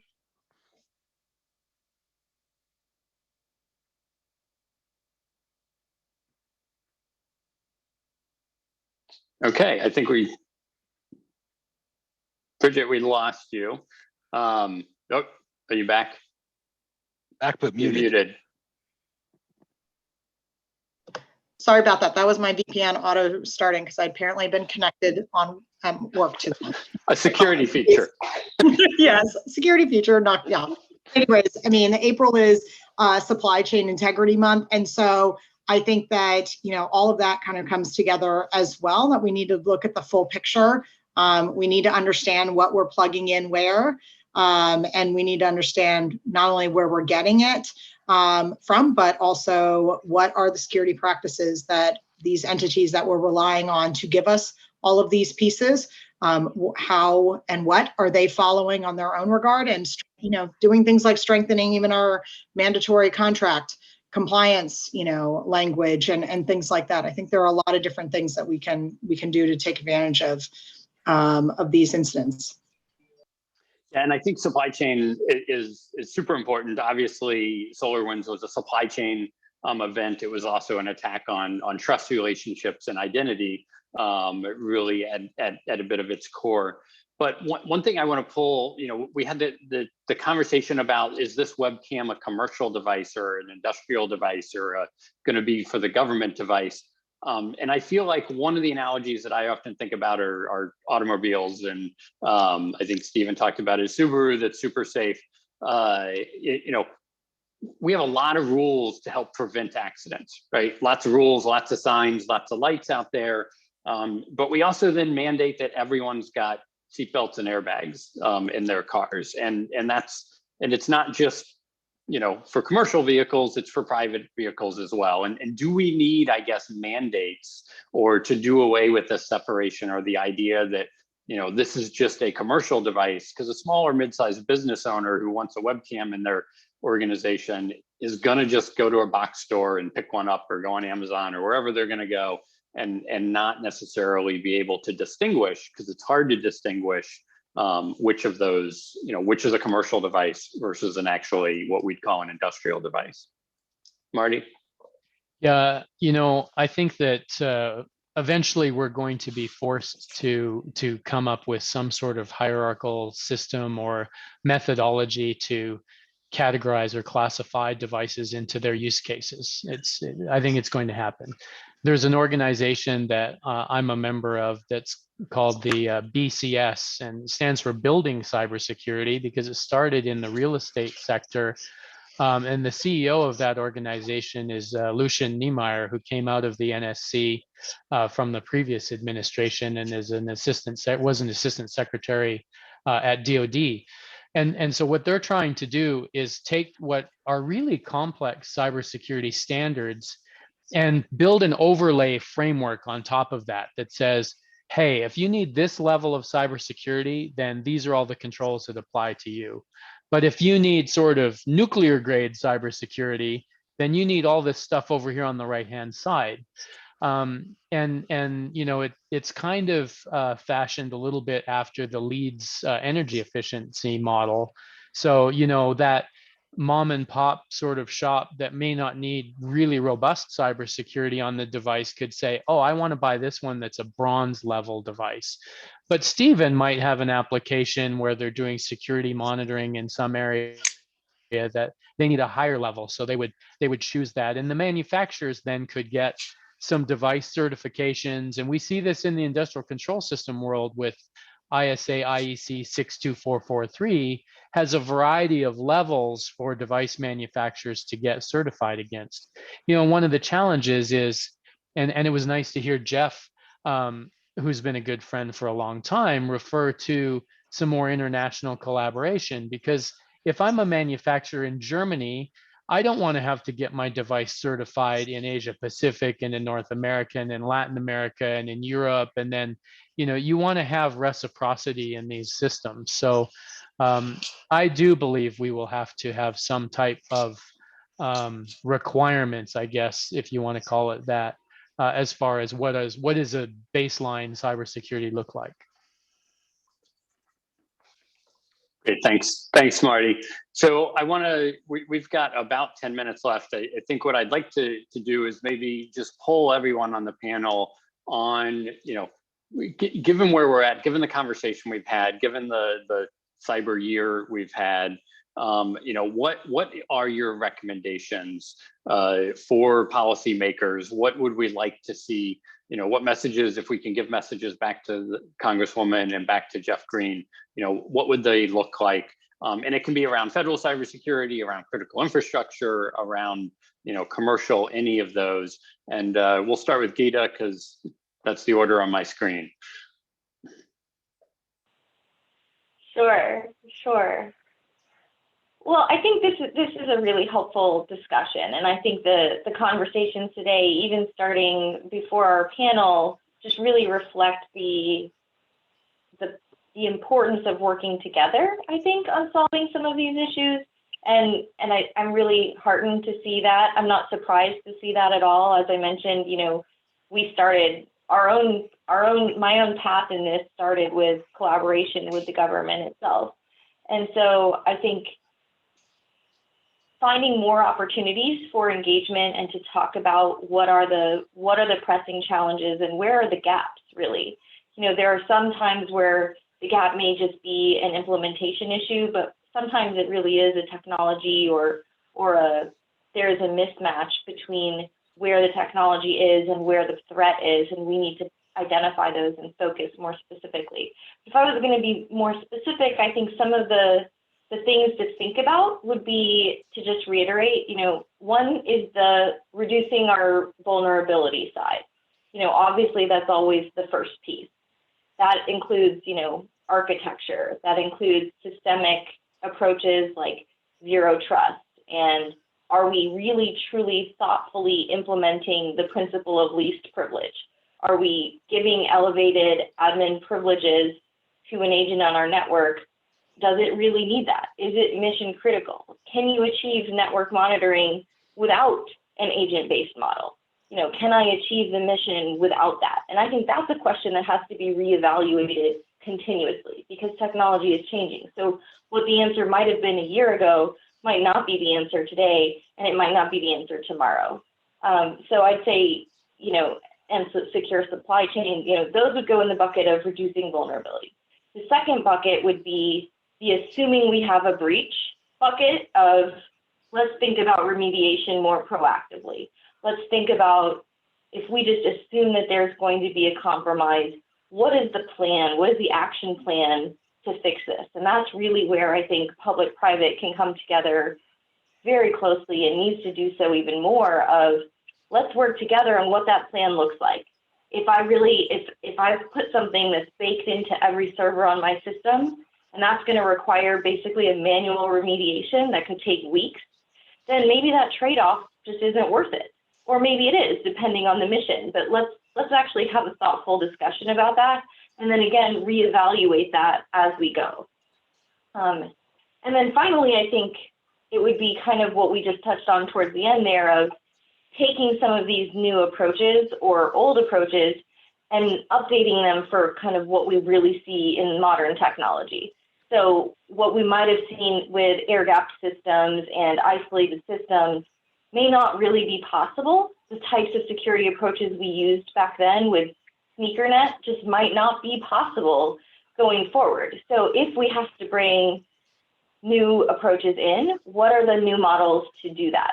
Does that mean we need to rethink our identity federation? Does that mean we need to rethink our authentication strategy?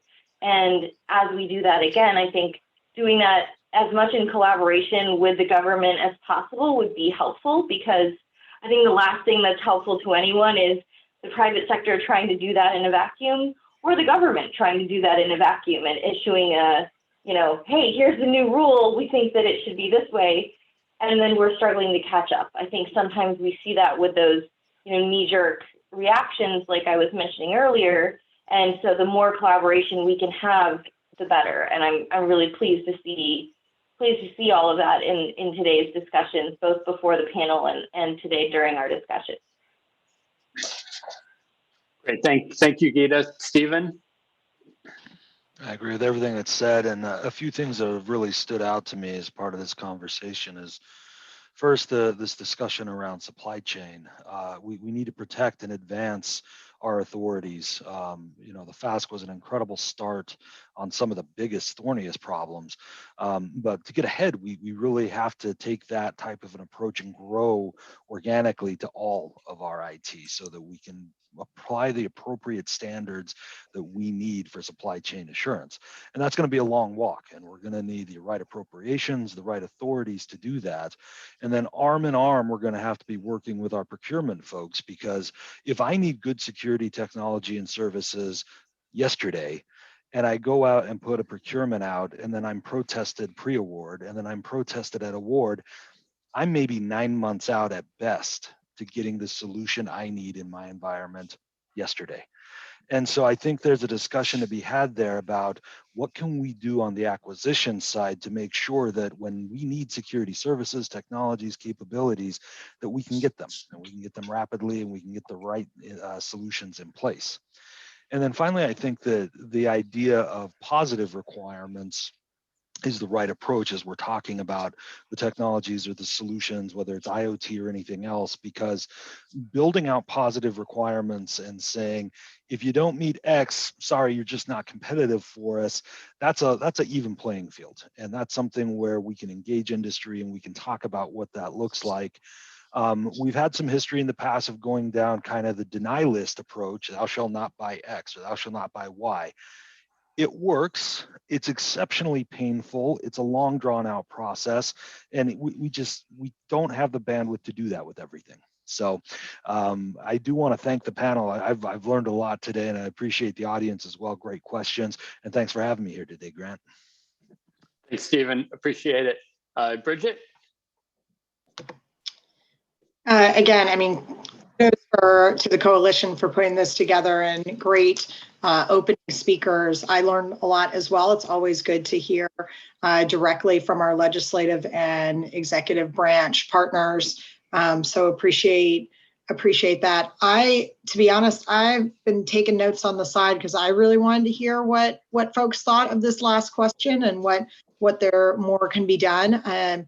You know, we are knee deep in executing and beginning our new initiatives, et cetera, out of the NDA that was passed on January 1st, which gave CISA some new and expanded authorities in regards to the federal executive civilian branch. And so there's nothing we're really pushing exactly right this second, because we're definitely trying to get with all of the new initiatives that are coming out our way.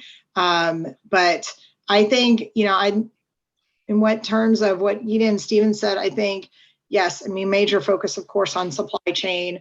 You know, our ICT Scrum Task Force just released a couple months ago, I think, their year 2 report. So we're taking a look at that.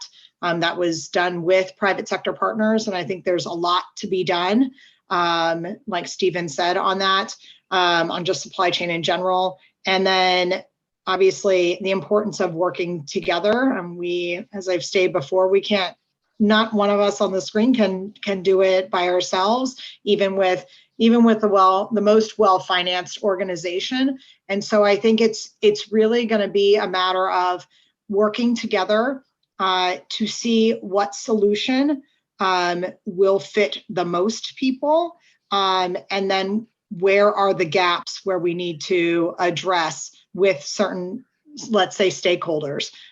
Small, medium businesses come to mind. We are scratching our head and really trying to put on our thinking caps on. We've got great communication with like Fortune 500 type companies. But then it's that very large layer that goes underneath that of the small and medium businesses. And honestly, their corresponding state and local county offices that are basically like small and medium businesses in some ways. How do we make sure that we're getting the right information, the right resources, the right connections to them, so that they're also getting that message and protecting themselves too? How do we get that outreach to them as well? So there's a lot to do. Definitely say it's job security, because there is a ton for all of us collectively to do. So Bridget, I translated that to more money for CISA. But Marty. We'll take it. We'll take it. Yeah, and great panel. I've enjoyed every minute of this. I think I'll make my remarks mainly about the critical infrastructure and operational technology. That's my focus area and passion, and tie them back to Chairwoman Clarke's opening, where she was talking about some things that she believed were needed. So when I speak with chief information security officers in the federal government, one of the things they tell me as a reason why they're not investing in cybersecurity of these systems is that, quite frankly, they're not told to.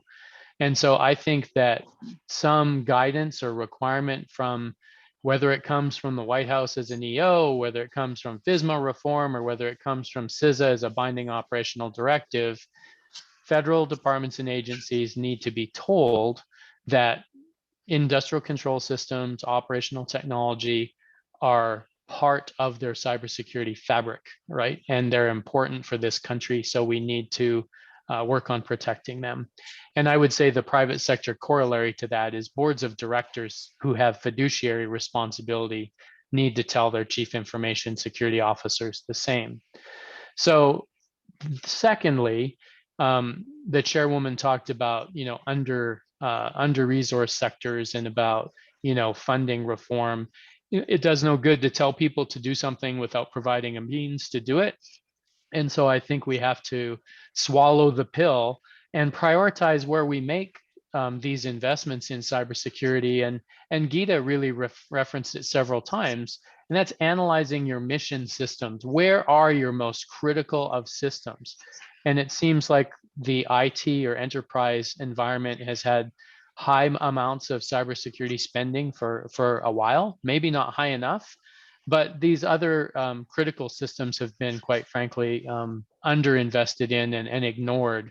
And we need to look at the priority they play in the business itself and do a risk-based methodology there. And so, yeah, I'll close with that. So I think it's twofold. It's telling them they have to do something and then providing the means for them to do that. I think that's a great summary there, Marty, of really a lot of the conversation and a lot of the advice. We are at time. I want to thank the panelists. Thank all of you for taking the time and spending the time with us today. Also wanted to thank everyone in the audience for participating. This is really an important conversation. We want to have this as a continued dialogue with the panelists and with the audience. So thank you all very much, and have a great afternoon. Great. Thank you, Grant. Thank you. Thank you, Grant. Thank you, Grant. Well moderated. Thanks. Yes, great. Thank you.